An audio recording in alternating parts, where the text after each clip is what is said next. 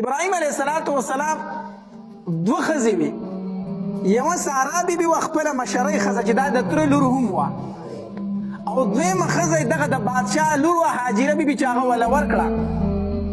نو د هاجرې بیبي دغلته په شام کې زوی پیدا شو اسماعیل علیه السلام.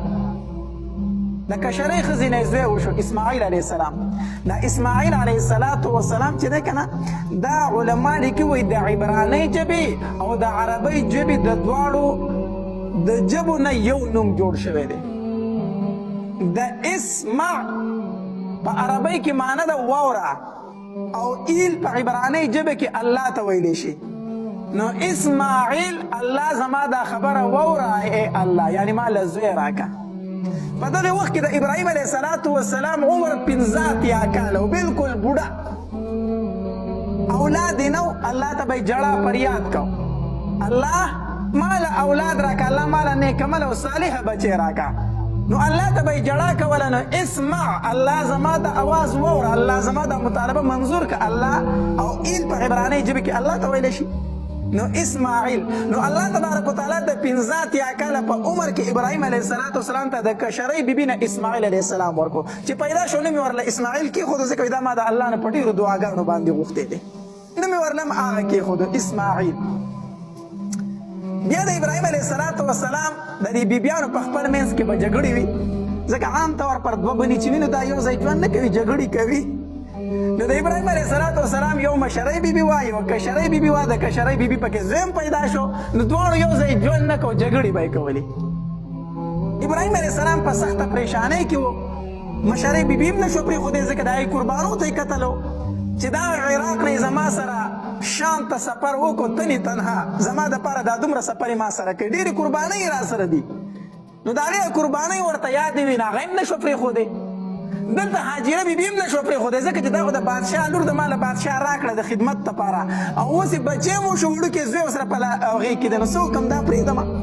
ابراهیم علیه السلام حیران و، الله څه وکړم، دواړه بیبي جګړې کوي، یو ځای ژوند نه کوي. الله تبارک وتعالی ورته حکم وکړو، وی ابراهیمه دا کشره بیبي دې روانه کړه، بویځه جدا کړه دواړه.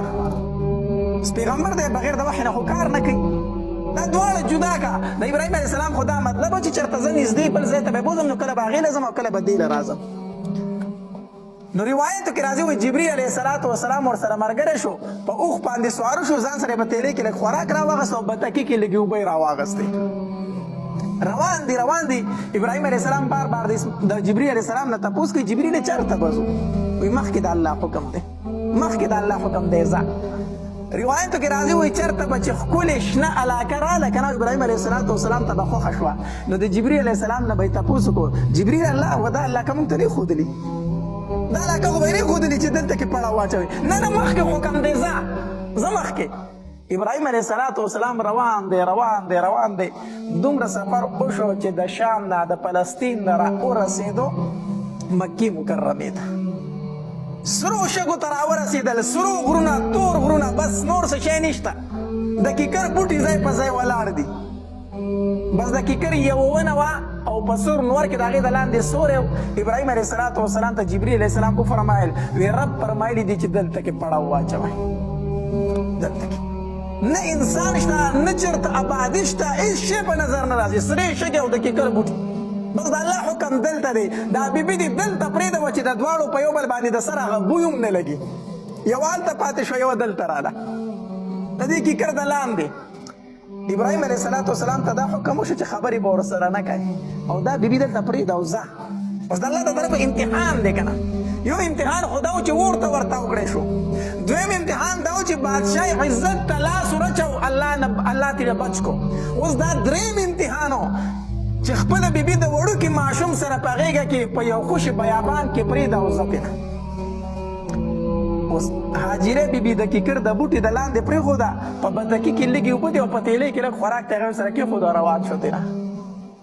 اوس ډېر زیات خفه دی، د ځوانۍ عمر هم نه دی، 15 شپږ کالو ته به عمر رسېدلی دغې وخت کې، بوډا دی، اندامونه ورسره هم سات نه ورکوي، اندامونه هم رفېږي.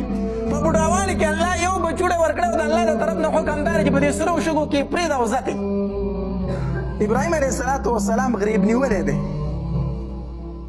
سترګو کې اوښکې دي د بیبي نه روان شو چې روان شو اوس بیبي اوس پوه شو چې دی خو زما نه روان شو ما پرېږدي دا کوم ځای کې پرېښو دا د دې الله دې موږ ټول حج او عمرې له بوځي د مکه مکرمه کې چې کومه مقبره ده چې هغې کې خدیجه بیبي خدیجه رضی الله تعالی عنها هم دفن ده جنت المعلا چې ورته ویلی شي مقبره چې ده د دې مروه طرف ته په دروازه باندې چې کوزي اخوا بیا سیده لاړ شي هغې مقبرې ته به ورشي خدیجه رضی الله تعالی هم په دغې مقبره کې دفن ده دغې ځای کې دا بیبي پرېښوده هاجره بیبي په دغې ځای کې پرېښودله اوس ابراهیم علیه السلام ترې نه راروان شو هاجره بیبي پوه شو چې سړی خو زموږ نه روان دی موږ یې پرېښودو د شا غاړې پسې رامنډې کړې اواز یې ورته وکړو الی منتقلنا یا ابراهیم لیس فیها زرع ولا ماء ولا انیس و ابراهیمه په دې خوشي بیابان کې مې چاته پرېږدې لیس فیها زرع ولا ماء ولا انیس په دې خوشي بیابان کې خو نه د خورا اسکاک څه شی شته نه پکې انسانان شته چې موږ ترې نه مدد وغواړو دلته خو هېڅ شی نشته په دې خوشي بیابان کې ته موږ چاته پرېږدې خو ابراهیم علیه السلام غریب نیولی دی شاته نه ګوري ضعیفه دی سپینګیری دی بوډا دی روان دی تېنه هاجره بیبي پسې بیا رامنډې کې بیا ورته آواز کوي الی منتقلنا یا ابراهیم لیس فیها زرع ولا ماء ولا انیس ابراهیمه په دې خوشي بیابان کې ما چاته پرېږدې چاته مې پرېږدې په دې سرو شګو کې ما په چا باندې سپارې ابراهیم علیه السلام په شا باندې نه ګوري نو کله چې ته د صفا مروه منځ کې دا سغې پوره کړې او په دې مروه باندې دا سغې خلاصه شي که نه نو هلته باب المروه دی په هغې دروازه به د مروه غونډه کړې په هغې دروازه به اوسي د دغې دروازې دې ځای ته چې ابراهیم علیه السلام راورسېده که نه نو هاجري بیبي شا غاړې د کمیس نه راټینګ کړو ونیو او بیا ورته وی الی منتقلنا یا ابراهیم ابراهیم په چا مې سپارې دلته کې څوک دي نو ابراهیم علیه السلام ورته داسې په شا باندې وکتل نو د دې سترګو نه یې اوښکې را روانې شو